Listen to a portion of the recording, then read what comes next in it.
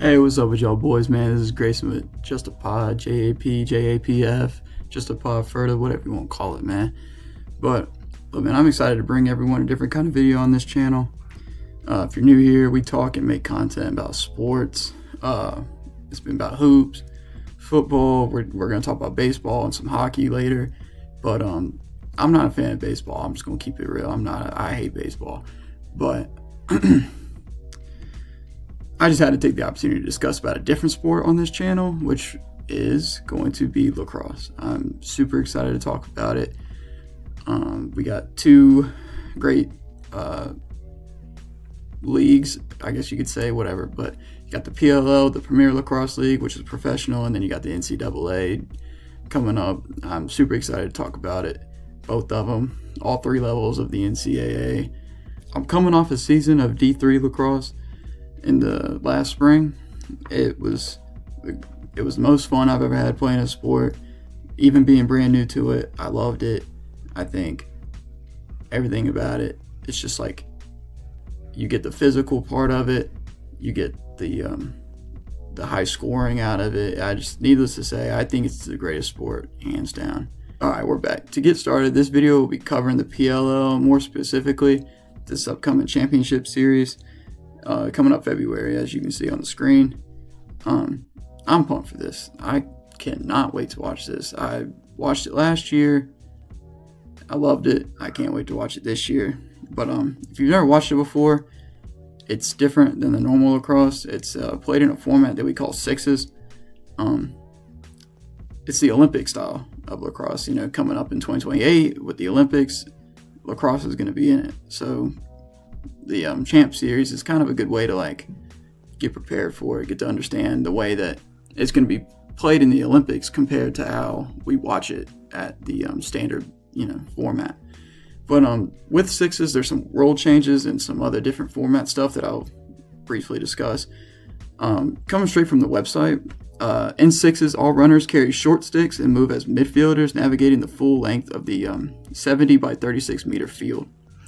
In sixes, a missed shot that goes out of bounds belongs to the defense, regardless who is closest to it when it goes out. So in standard lacrosse, if you're on offense and you shoot the ball, it goes out of bounds, the offense can still retain possession if there's a trailer, somebody who is closest to the ball when it went out of bounds. But the last difference is that the shot clock is bumped down even more. It's a 30-second shot clock, which really is the reason why this championship series is so high scoring.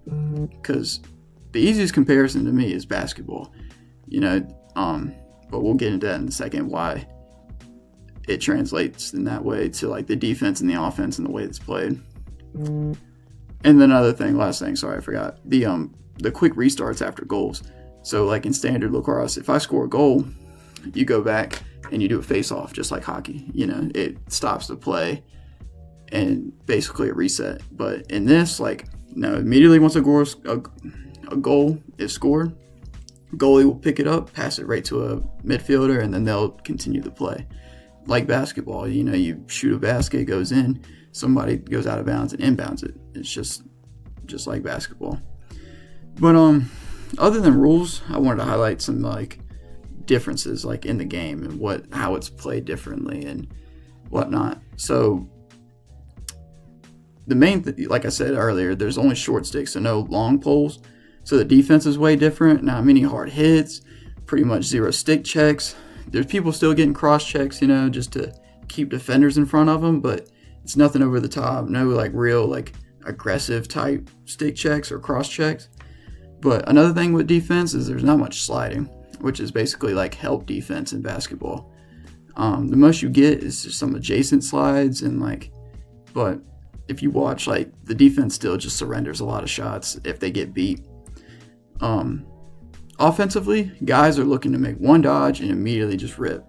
I mean, they're still trying to create offense by passing, but the most you see with that is that a guy again will take one dodge, go to the goal, and instead of ripping, he'll draw a slide and then just kick it right to the guy that's sitting on the crease, just waiting to just lay it right in.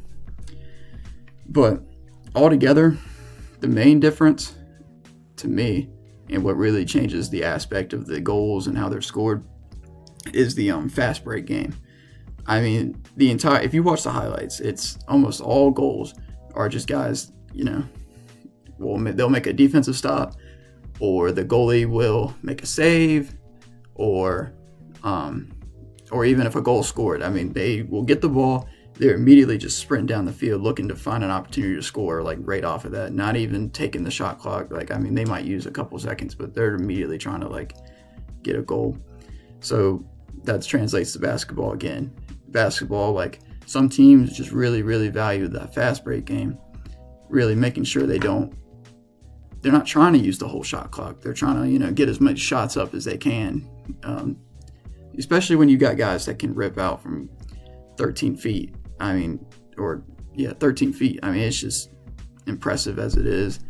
So that's the main difference. But with all that being said, there's 4 teams that will be playing this coming up. Let me get it on the screen for you right here. It's going to be the Boston Cannons, Philadelphia Water Dogs, Utah Archers, and the California Redwoods. Last year, it was the Archers, the Atlas, Chrome, and then the Whip Snakes. But this year, it's different. We still got the Archers, but the other 3 teams are different, and it's based off of the top 4 teams of last year, like their regular season standings. Whatever 4 teams had the most wins are the ones that get to participate in this Champ Series. But yeah, man, here's the rosters here. Notable players for the Cannons are definitely Marcus Holman, Asher Knowlting. Let's see, Matt Cavanaugh, Colin Kirst. Those are Josh Stout. These are great players, and we'll get into more of them in a second once I get through these other rosters. Let's see. For the Water Dogs, Michael Sowers, Jake Caraway. Who else is here?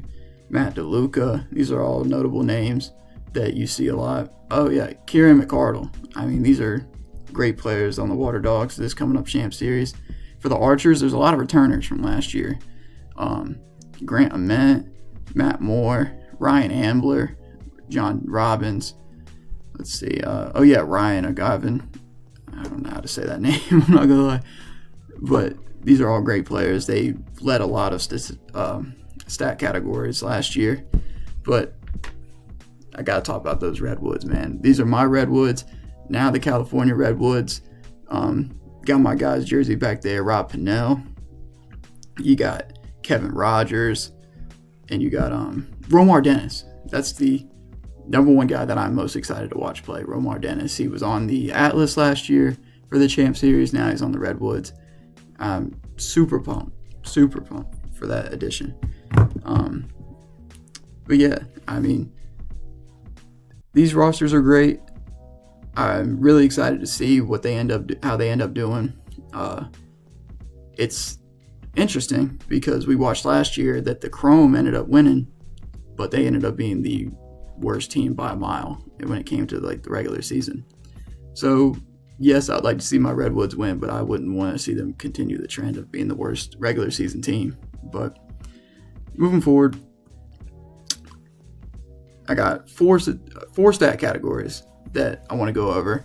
These guys are the top 5 in each stat category that are returners, because I had to take some guys out that were from like the Atlas, the Chrome, the Whip Snakes, but these are all guys that are returning. And like some notable guys, like obviously Romar Dennis. He technically he was on there last year, but he was playing for the Atlas. Now he's on the Redwoods. So he's a returner. You can see he led in points, led in goals, and then the most impressive thing to me is this 2-point goal gap. I mean, he was just ripping these 2-point goals, and it was so impressive to watch. For the Archers, you got Grant Ament, Ryan, let's see, John Dobbins, Grant Ament, Ryan Ambler. I mean, these guys, especially in this shot percentage, I mean, these guys were efficient. Shooting 61% is amazing. I mean, that's an amazing shooting percentage. But for the Cannons, the only guy you got here is Marcus Holman. But again, if you watched him play last year, this guy was great. He was ripping shots. Great player. And for the Water Dogs, you got Jake Caraway, who also was not on the Water Dogs last year. And if I'm remembering correctly, he was as well on the Atlas. So we got 2 Atlas guys coming back, but on different teams. But yeah, I mean, bold predictions. I'm going to hope that Romar Dennis continues the tear that he was on last year in this Champ Series. He again leads in points, 2-point goals. He was the Golden Stick winner last year. They didn't win the game or the whole series, but I can hope that he can continue that tear and maybe even win another one. I mean, you got Rob Pennell there. You got Rob Pennell looking for you. Anytime he's open, he's looking for him. So I'm really excited. Oh yeah, another guy for the Redwoods is Kevin Rogers. Really excited to watch him play. He's a D3 player. He played at he played at Lynchburg and then played somewhere else, but he's also from Virginia. I got buddies that played against him. Really excited to watch this guy play as well. But yeah, that's it, guys, man. I just want to say thanks for watching. I hope you enjoy it. I hope I can keep on making these types of videos. Hope people come back. If you haven't already, go check out episode 2. The episode 1 got some breakdown on some Jordan Love. More videos coming out about some college football, but of course, you got the pods coming out on Fridays and Mondays. So keep looking forward for those. Keep looking forward for this. I'm super excited. I hope you are. I just want to say, man, thanks for watching.